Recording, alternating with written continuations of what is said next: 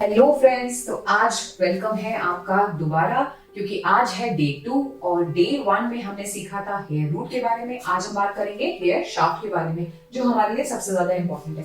तो ये जो मैंने बनाया था, ये हम लोगों ने डे 1 के लिए बनाया था। तो मैं एक बार फिर से बहुत क्विकली से रिकैप कर देती हूँ। तो जिन्होंने भी अपना मिस किया है पार्ट 1, तो पार्ट 2 में ऑटोमेटिकली देख सकते हैं। मैं जल्दी जल्दी से बताऊंगी। इसको कहते हैं एपिडर्मिस लेयर। ये है हमारा एक स्किन का लेयर। स्किन के लेयर के नीचे को हम लोग रूट कहते हैं और इसके ऊपर के लेयर को हम लोग हेयर शाफ्ट कहते हैं। जो हमारे हेयर रूट जो यहाँ से ग्रो करते हैं उसको हम लोग हेयर शाफ्ट कहते हैं। नीचे के लेयर को हम लोग कहते हैं डर्मिस। रूट के ये जो पूरे लेयर होता है, इसमें डॉक्टर्स वर्क करते हैं, इसमें हम प्रोफेशनल्स नहीं वर्क करते हैं। हेयर फॉलिकल आपका जो होता है वो हर हेयर के साथ अटैच होता है। उसके साथ आपका डर्मल पैपिला होता है, जहाँ पे आपके सारे न्यूट्रिशन आपका ब्लड सप्लाई होता है, जो ब्लड सप्लाई आपको हेयर बल्ब में देता है। हेयर बल्ब में ही सारे पिगमेंट्स होते हैं, उसको हम लोग कहते हैं मेलानोसाइट सेल्स, जो कि आपका प्रोड्यूस करते हैं मेलानिन। और दो तरह के मेलानिन मैंने आपको सिखाया था, एक यूमेलानिन और एक प्यूमेलानिन, जो कि रेड, येलो और ब्लू को प्रोड्यूस करते हैं। डिपेंड करता है कि आप किस ओरिजिन के हो, कहाँ के हो, तो उस अकॉर्डिंगली आपका हेयर भी वैसे ही मेलानिन प्रोड्यूस करेगा। तो ये था कल तक का टॉपिक। तो आज आप लोग अपनी नोटबुक लेकर के बैठ जाओ। कोई भी अगर प्रॉब्लम हो, कोई भी दिक्कत हो, तो आप मुझसे ये बात पूछ सकते हो। मैं आपके हर कमेंट को अच्छे से जवाब दूंगी। तो आज आते हैं आज के टॉपिक पे। अगेन हमारा टॉपिक अभी भी वही रहेगा, हेयर साइंस। लेकिन अब रेलेवेंसी और बढ़ती जाएगी जैसे जैसे हम आगे वीडियोस में बढ़ते जाएंगे। उसी तरह से मैं आपको और आपके टॉपिक के करीब समझाते चले जाऊंगी, क्योंकि अब हम लोगों ने जो रूट का पार्ट समझा था वो हमारे मतलब का तो नहीं था, लेकिन हमें जानना जरूरी होता है, ताकि हम हेयर कलर या हेयर के बारे में कुछ भी हमें अगर नॉलेज हो तो हमें अच्छे से नॉलेज हो कि आखिर नीचे रूट्स के पार्ट पे होता क्या है। ठीक है, तो हेयर साइंस में हम लोग का आज डे 2 है और आज हम लोग पढ़ेंगे हेयर शाफ्ट के बारे में। ठीक है, एक मैं आपको स्ट्रैंड बना के दिखाती हूँ। ठीक है, अगर आपको मेरी अगर लाइटिंग बहुत खराब लग रही है तो प्लीज उसके लिए माफ करेगा। और अगर आपको मेरी वीडियो अभी तक बहुत अच्छी लगी है तो प्लीज जाइए और लाइक करिए, क्योंकि आपका लाइक मेरे लिए बहुत बड़ा मोटिवेशन होता है। कुछ चीज अगर नहीं समझ में आए तो आप मुझे कमेंट कर सकते हो। वीडियो को एंड तक देखते रहिए, बहुत ही इंफॉर्मेटिव होने वाली है। और अगर वीडियो आपको बहुत इंफॉर्मेटिव लगी होगी तो आप इसको शेयर और सेव करना मत भूलिएगा। Coming back to our topic, तो हेयर स्ट्रैंड जो हमने एक ऐसा बनाया है, इसमें कई सारी लेयर्स होती हैं। सबसे पहले जो लेयर होती है वो है क्यूटिकल की। ये एक ऐसा टर्म है जो हर hair technician, hair expert, hairdresser बहुत अच्छे से जानता है। ये क्योंकि ये एक ऐसा सलोन का टर्मिनोलॉजी है जो बहुत जानना जरूरी भी है, क्योंकि हम लोग जो ज्यादातर वर्क करते हैं वो इसी में वर्क करते हैं, हेयर क्यूटिकल। उसके अंदर का जो एक लेयर होता है उसको हम लोग कहते हैं कोटेक्स। ओके, तो आपको एक तरह से समझ में आ गया होगा कि जो हमारा हेयर, ये एक स्ट्रैंड है हेयर का, इसमें जो बाहरी लेयर होती है उसको हम लोग कहते हैं हेयर क्यूटिकल। ठीक है, और जो इसके अंदर की एक लेयर होती है उसको हम लोग कहते हैं कोटेक्स। और बीच में ही एक और थिन सी लेयर होती है, इसको कहते हैं हम मेडुला। तो ये 3 लेयर्स आपके हर बाल में होती है। हर बाल में ये तीनों आपको दिखेंगे ही दिखेंगे। तो hair cuticle, medulla and cortex जो आपका होता है वो हर बाल में बहुत जरूरी भी होता है। तो जैसे कि जब हम हेयर एक्सपर्ट, जब हम लोग आयनिंग करते हैं, तो आयनिंग करने के वक्त क्या होता है कि आपके बालों पे शाइन आ जाती है। कैसे आती है? क्योंकि आपके बालों का जो क्यूटिकल होता है वो होता है ओपन। जब उसे क्लोज कर देते हैं तो ऑटोमेटिकली शाइन बढ़ जाती है। तो जब आपका क्यूटिकल ओपन होगा तो आपकी शाइन नहीं होगी, क्योंकि उस समय आपके क्यूटिकल को क्लोज होना है। तो हम लोग जब आयनिंग करते हैं तो वो क्यूटिकल ऑटोमेटिकली क्लोज हो जाता है। जब ये क्लोज हो जाता है तो ऑटोमेटिकली क्या हो जाता है, शाइन आ जाती है आपके बालों में। ठीक है, तो क्यूटिकल का क्लोज होना यहाँ बहुत जरूरी है। हम क्या क्यूटिकल में काम करते हैं, कोटेक्स में काम करते हैं, मेडुला पे काम करते हैं। वीडियो तक को अंत तक की देखिए, मैं आपको सारी इन्फॉर्मेशन देने वाली हूँ इसी वीडियो में। और आपको ये भी बताऊंगी कि हर एक लेयर का क्या मतलब होता है, क्या महत्व होता है। तो जैसे कि मैंने आपको सबसे पहले क्यूटिकल के लिए बताया कि जब हम लोग स्ट्रेटनिंग करते हैं तो अगर आपके बालों का क्यूटिकल ओपन है तो वो ओपन इसलिए है क्योंकि ऑब्वियसली आप dry, damage, dust, pollution in सब से आ रहे हो, तो क्यूटिकल अपने आप ही खुल जाता है कुछ टाइम के बाद। जैसे आपने काफी टाइम बाद अगर शैम्पू नहीं किया है और आपने 3 दिन हो गए, 4 दिन हो गए शैम्पू नहीं किया, तो आपकी क्यूटिकल ओपन हो जाता है। उस क्यूटिकल को बंद करने के लिए वापस से हम शैम्पू और कंडीशनर का इस्तेमाल करते हैं। आपके हेयर क्यूटिकल अगर ओपन है किसी भी कारणवश तो आपके हेयर ड्राई और डैमेज दिखेंगे। अगर आपके हेयर क्यूटिकल क्लोज हो गए हैं तो आपके बालों में शाइन और फ्रिज फ्री दिखेंगे। तो मतलब क्या हुआ इसका कि आपको कोशिश ये करना है कि आपकी हेयर क्यूटिकल्स अक्सर ही क्लोज रहे। और कब होगा जब आप अपने बालों को ख्याल रखोगे, जब आप अपने टाइम टू टाइम अपने बालों को आप वो न्यूट्रिशन दोगे जो जरूरी होता है। ठीक है, अब हम बहुत इंपॉर्टेंट टॉपिक पे आते हैं जिसे कहते हैं कोर्टेक्स, एक अनदर लेयर है। और कोर्टेक्स को हम यहाँ पे डिस्कस करेंगे।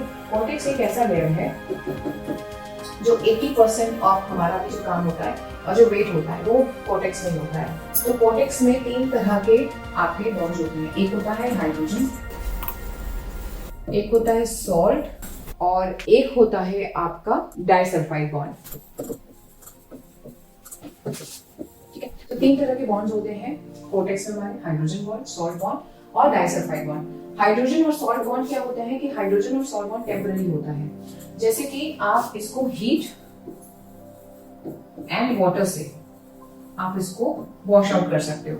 मतलब सबसे ज्यादा काम जो हम हेयर ड्रेसर्स या हेयर टेक्नीशियंस जो काम करते हैं वो करते हैं कोर्टेक्स पे, जिसमें सबसे 80% ऑफ द काम हमारा कोर्टेक्स में ही होता है। इसमें 3 तरह के बॉन्ड्स होते हैं, हाइड्रोजन बॉन्ड, सॉल्ट बॉन्ड और डाइसल्फाइड बॉन्ड।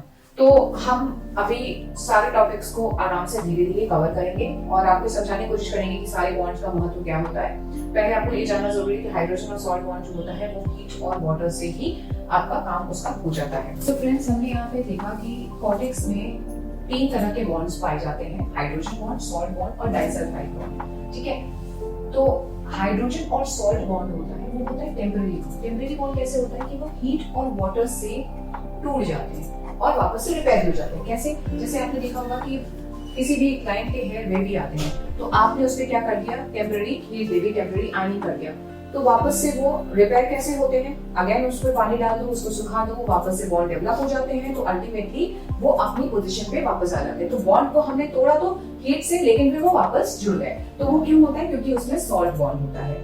उसी तरह से हाइड्रोजन और सॉल्ट दोनों ही एक ही तरीके से काम करता है, क्योंकि उसमें हीट और वाटर से ही आप उसको तोड़ सकते हो और वापस से बॉन्ड को रिपेयर भी कर सकते हो। जैसे कि आप जैसे शैम्पू करते हो तो जैसे पानी आप लाते हो तो आपने देखा होगा बहुत ज्यादा कर्ली या बेबी हेयर भी होते हैं तो वो भी हल्के हल्के स्ट्रेट हो जाते हैं। क्यों? क्योंकि उसमें जैसे पानी पड़ता है आपके बालों में तो आपका हाइड्रोजन जो बॉन्ड होता है वो इमीडिएटली टूट जाता है। लेकिन टूटने का मतलब ये नहीं है, वापस से रिपेयर भी हो जाता है। जैसे आपने बाल सुखाए तो वो ऑटोमेटिकली रिपेयर भी हो गया। तो हीट और वाटर से उसको तोड़ सकते हैं और रिपेयर कर सकते हैं, फिक्स कर सकते हैं। सॉल्ट को हम लोग पीएच से ही हम लोग उसको तोड़ सकते हैं। अब हम आते हैं डाइसल्फाइड बॉन्ड। डाइसल्फाइड बॉन्ड बहुत इंपॉर्टेंट होता है क्योंकि ये बहुत ही ज्यादा हार्ड और स्ट्रॉन्ग होता है।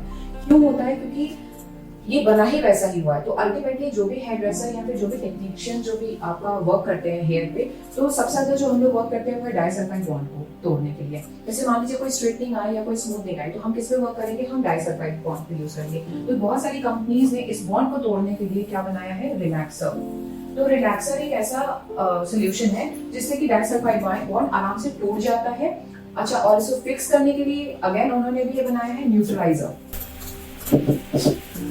ठीक है, तो होता क्या है कि इतना हार्ड होता है कि ये किसी चीज से तो ब्रेक होगा नहीं आपके धूप से ना पानी से। तो ये कैसे ब्रेक होता है? ये हम लोग केमिकली ही इसको ब्रेक कर सकते हैं।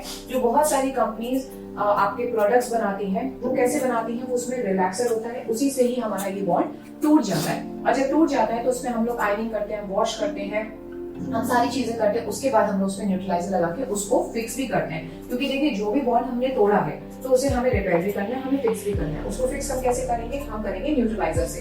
न्यूट्रलाइजर का भी काम बहुत उतना ही इंपॉर्टेंट है जितना हमारा काम रिलैक्सर का इंपॉर्टेंट होता है। तो इस तरीके से हम लोग इस पे वर्क करते हैं। इसका मैं एग्जांपल आपको देती हूँ। जैसे कि आपकी कोई गोल्ड ज्वेलरी, पुरानी गोल्ड ज्वेलरी है और आपको कोई नई डिजाइन पसंद आती है तो आप क्या करते हो? आप किसी सोनार के पास जाते हो, आप बोलते हो कि ये मेरी पुरानी डिजाइन है, आप इसका कुछ ना कुछ मतलब नया हमको करके दिखाइए। तो वो क्या करेगा? सामने से वो आपकी गोल्ड जो पुरानी ज्वेलरी है उसको पिघला देगा। तो पिघलाने का काम मतलब उसको तोड़ देगा। तो उसी तरह से ये बॉन्ड को जैसे हम तोड़ते हैं वैसे वो सोने को भी वहां पे तोड़ करके उसको हीट दे करके अपना सोल्यूशंस वगैरह दे करके वो पूरा का पूरा मेल्ट डाउन कर देता है और उसको फिर अपने हिसाब से शेप अप करके और एक नई डिजाइन फॉर्म कर देता है। तो उसी तरह से हम लोग जब बॉन्ड पे वर्क करते हैं तो हम लोग डाइसल्फाइड बॉन्ड पे वर्क करते हैं और उसको वर्क करने के लिए हमारे पास रिलैक्सर होता है और फिक्स करने के लिए हमारे पास न्यूट्रलाइजर होता है। तो गाइस अगर आपको मेरी वीडियो अभी तक की समझ में आई है तो डेफिनेटली आप पहले जाइए और लाइक करिए मेरी वीडियोस को, और इससे पहले भी मैंने जो आपको इन्फॉर्मेशन दी थी पार्ट 1 में वो भी जरूर देखिएगा, क्योंकि वो जब आप नहीं देखोगे तो आपको हमारा आगे का कुछ भी नहीं समझ में आएगा।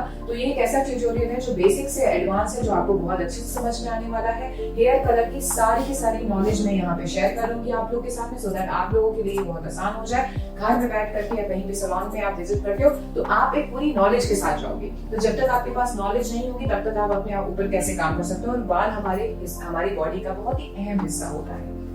तो गाइस जैसे मैंने आपको बताया था कि सॉल्ट बॉन्ड को तोड़ने के लिए हमारे पास पीएच होता है, तो मैंने बोला था कि पीएच को हम लोग बार बार डिस्कस करेंगे। उसकी वजह ये थी क्योंकि ये बहुत ही इंपॉर्टेंट टॉपिक है और मैं इसमें डिस्कस नहीं करना चाह रही थी आपसे। पीएच मतलब क्या होता है? Power of hydrogen.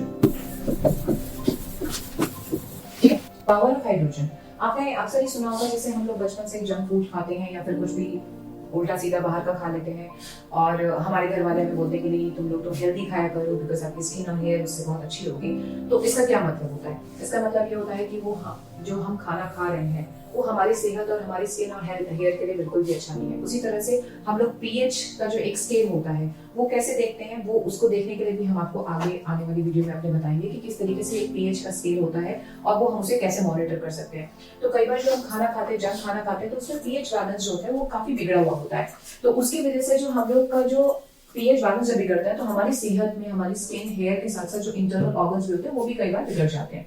उसी तरह से हेयर में हेल्दी क्या होता है? हेयर के लिए हेल्दी खाना क्या होता है? केराटिन, हेयर कोई भी तरह का ट्रीटमेंट, आजकल बोटॉक्स, नैनोप्लास्टिया, ये सब हेयर ट्रीटमेंट्स हैं। तो इसके पीएच बैलेंसेस बिल्कुल अलग होते हैं। मैं आपको बताऊंगी कि कैसे उसको हम लोग मेजर करते हैं, और हर एक का अपना पीएच स्केल होता ही होता है। उसी तरह से जंक क्या होता है हमारे बालों के लिए?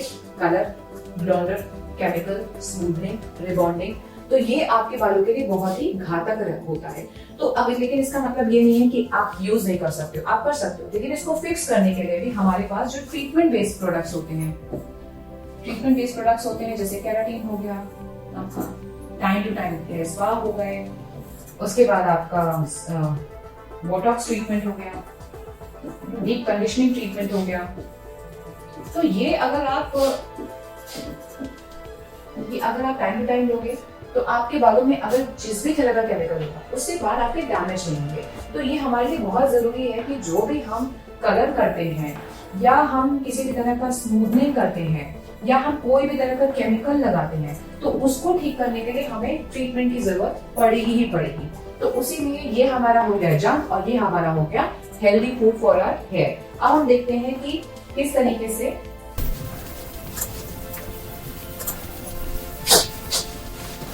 अब हम देखेंगे पीएच का स्केल कैसे होता है आपका। मैं अपने एक तरफ से पूरी तरह से कोशिश करूंगी आपको अच्छे से समझ में आए। 0 to 14 की स्केल होता है। मैं इसको पूरी तरीके से बताने की कोशिश करूंगी। 3, 4, 5, 6, 7, 8, 9, 10, 11, 12, 13। ठीक है, तो हमारा जो 7 नंबर का जो आप देख रहे हो कि जब एक स्केल 0 to 14 का ये स्केल होता है, उसी से ही हम लोग नापते हैं कि पावर ऑफ हाइड्रोजन कितनी होती है। तो बीच में जो 7 नंबर होता है ये होता है न्यूट्रल। ठीक है, 0 to 6.9 मतलब 0 to 6.9 का जो स्केल होता है ये होता है आपका एसिडिक। ठीक है, उसी तरह से 7.1 से लेकर के 14 तक के जो आपका रेंज होता है इसको हम कहते हैं एल्कलाइन। ठीक है, तो आपको हमेशा से ये ध्यान रखना है कि हमारी बॉडी में दोनों ही मात्रा इक्वल लेवल पे पाई जाती है, बैलेंस होता है। कई बार एसिडिक आपका ज्यादा हो जाता है तो आपके बाल में ड्राई डैमेज ज्यादा दिखने लगता है। एल्कलाइन अगर ज्यादा होता है तो वहीं आपके बाल ज्यादा हेल्दी दिखने लगते हैं।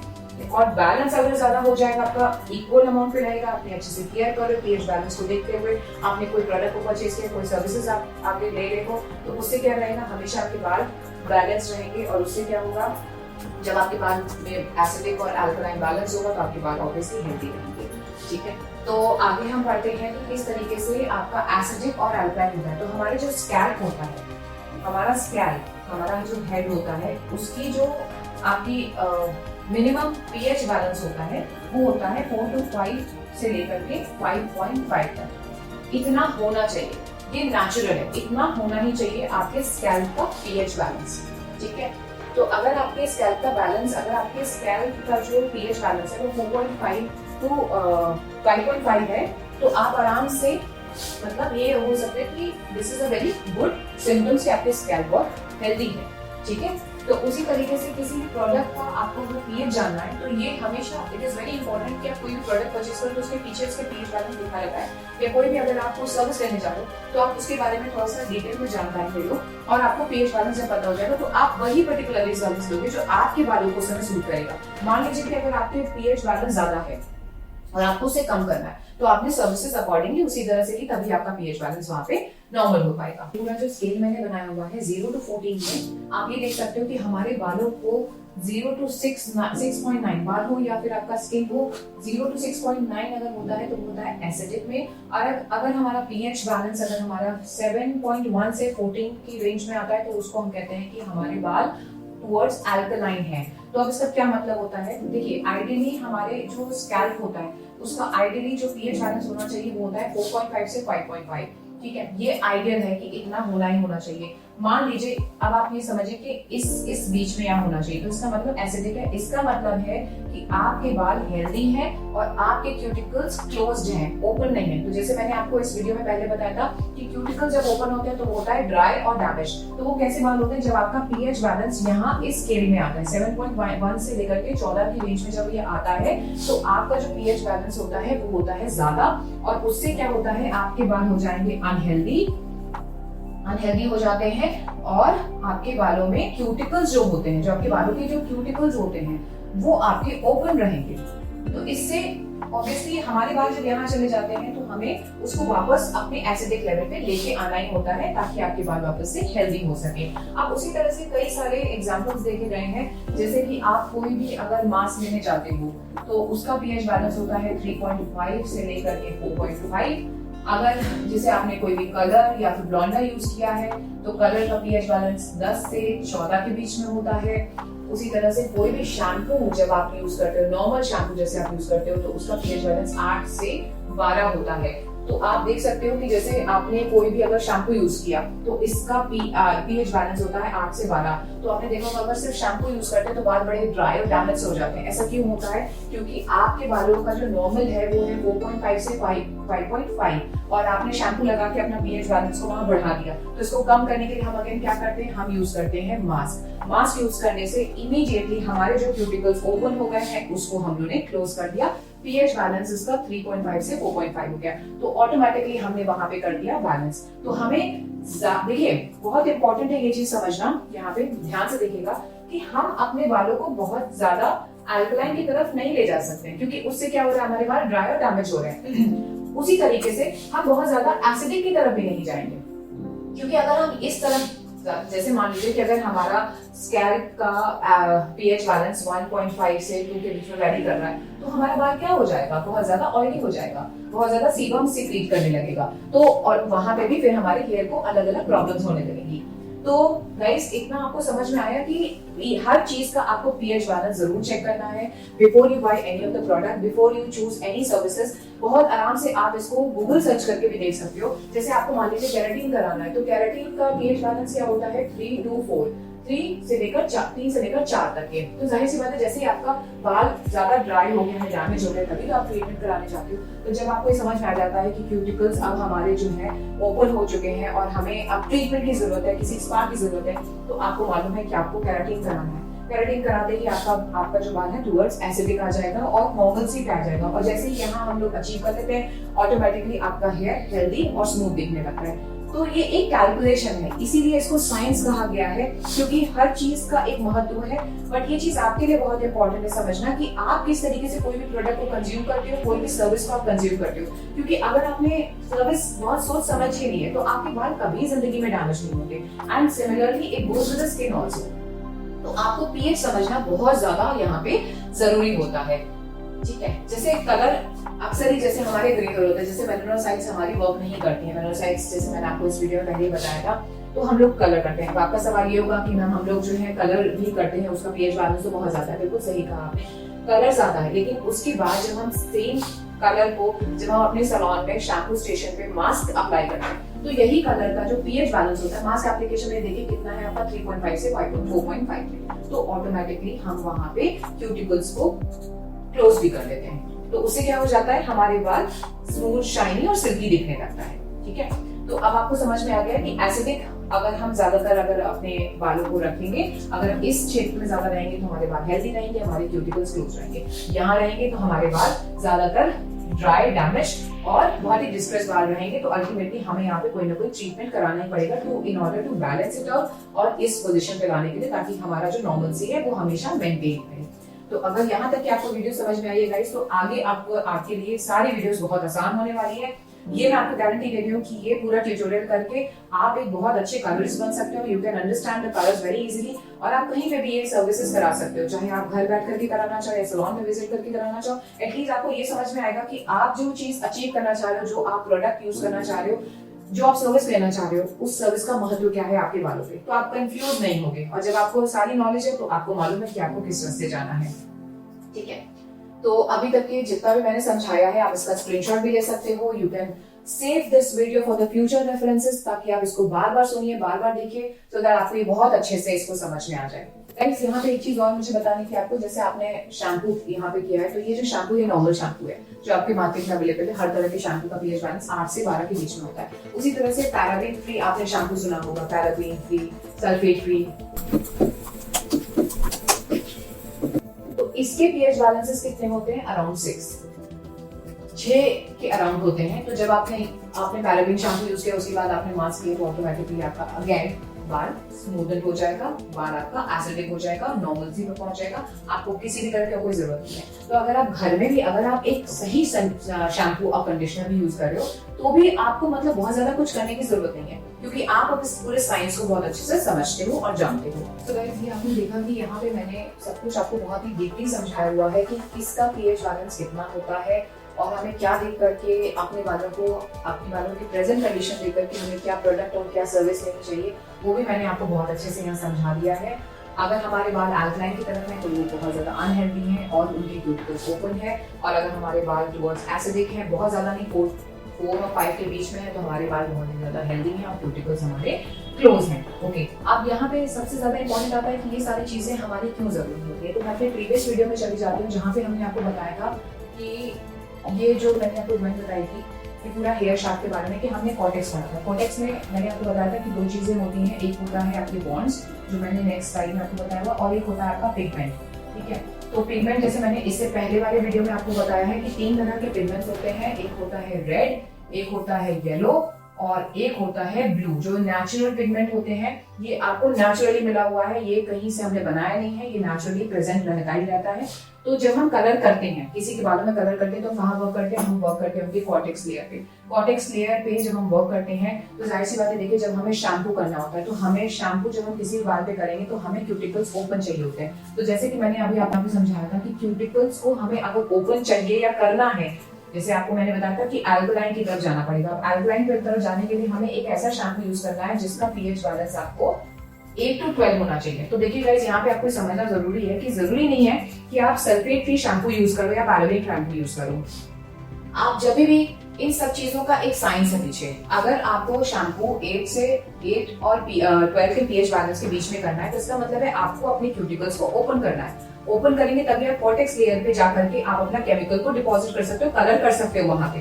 तो आपने ये देखा कि जैसे मैंने ये पीछे समझाया है आपको कि कॉर्टेक्स पे काम करने के लिए हमें बॉन्ड्स और यहाँ पे पिगमेंट्स होते हैं, तो उसी तरीके से कॉर्टेक्स पे काम करने के लिए हम ऐसा शैम्पू यूज करेंगे जिससे कि हमारा क्यूटिकल ओपन हो जाए। जब क्यूटिकल ओपन हो जाएगा तो उसके बाद हम जो भी अपना कलर डिपॉजिट करना चाहेंगे वो इजीली पेनिट्रेट हो जाएगा कॉर्टेक्स लेयर में और फिर कलर बहुत ही ब्यूटीफुली दिखने लगेगा। तो गाइस, ये सारी वीडियो बहुत ही इंफॉर्मेटिव है। अगर आप वीडियो को शुरुआत से लेकर एंड तक देखोगे तो आपको बहुत अच्छे समझ में आएगा। आपको ये सारी चीजें बेहतर समझने के लिए पहले मेरे पार्ट 1 को देखना पड़ेगा, उसके बाद ही आप मेरे पार्ट 2 को अच्छे से समझ पाओगे। और आने वाले टाइम में भी मैं बहुत सारी वीडियोस ऐसे लेके आने वाली हूँ जिसमें कि आपको हेयर कलर की थ्योरी बहुत अच्छे से समझ आए। आपको वीडियो अभी तक की कैसा लगा है उसके लिए प्लीज मुझे कमेंट करेगा। कोई भी क्वेश्चन, कोई भी प्रॉब्लम हो आप मुझसे डायरेक्टली पूछ सकते हो, मैं डेफिनेटली हर सवाल का आपका जवाब दूंगी। आप इस वीडियो को लाइक करके मुझे मोटिवेट कर सकते हो ताकि मैं आगे और अच्छे वीडियोस बनाती रहूं। ओके, एक इंपॉर्टेंट था ये, हाँ ये आपका ये रह गया मेडुला। तो मेडुला एक ऐसी लेयर होती है जो बहुत ही कोर्स बालों में मिलती है, इसका होना ना होना बहुत ज्यादा कुछ महत्व रखना नहीं है। तो गाइस इसको हम लोग बहुत ज्यादा इंपॉर्टेंस नहीं देते। बहुत ज्यादा जो इम्पोर्टेंट है हमारे कलर से रिलेटेड आगे फ्यूचर में जो आपको इम्पोर्टेंट होगा वो है कॉर्टेक्स लेयर और ये हेयर क्यूटिकल। ये दो ऐसे टर्म्स हैं जो सबसे ज्यादा हम लोग सैलून्स में यूज करते हैं, और ये हमें समझ में भी आता है कि हम लोग वर्क किस पे कर रहे हैं, कौन सा पिगमेंट किस तरह से बनेगा, कैसे हम लोग किसी का बालों का पिगमेंट कैसा है और उसे क्या अचीव करना है। ये आगे आने वाले वीडियोस में आपके सारे डाउट्स बहुत अच्छे से क्लियर हो जाएंगे, इस बात की मैं गारंटी देती हूँ। क्योंकि आप एक एक चीज को जब बहुत ध्यान से सुनोगे समझोगे तो आप डेफिनेटली कलर के बारे में एक एक चीज जान जाओगे। तो ये जो मैंने आपको कल का जो बताया था, जो आपको डे 1 का भी मैंने आपको वीडियो दिखाया था, वो है हेयर रूट के बारे में, और ये है पूरा आपका हेयर शाफ्ट के बारे में। तो आई होप गाइस कि आपको वीडियो बहुत अच्छी लगी हो, आपको ये बहुत ही इन्फॉर्मेटिव लगी हो, और अगर आपको इन्फॉर्मेटिव लगी हो तो आप इसे शेयर कर सकते हो, आप इसे फ्यूचर अपनी जानकारी के लिए सेव भी कर सकते हो, सो दैट इसको बार बार आप देख सको और समझ सको कि ये पूरा वीडियो है किस बारे में और आगे इसको कैसे हम लोग अचीव कर सकते हैं। लाइक करना मत भूलिएगा। अगर आप मेरे चैनल पर नए आए हो तो प्लीज जाइए और सब्सक्राइब करिए। इस तरह की और भी कई तरह की वीडियोस मैं लगातार लाती रहूंगी आपके लिए। Till then bye, take care.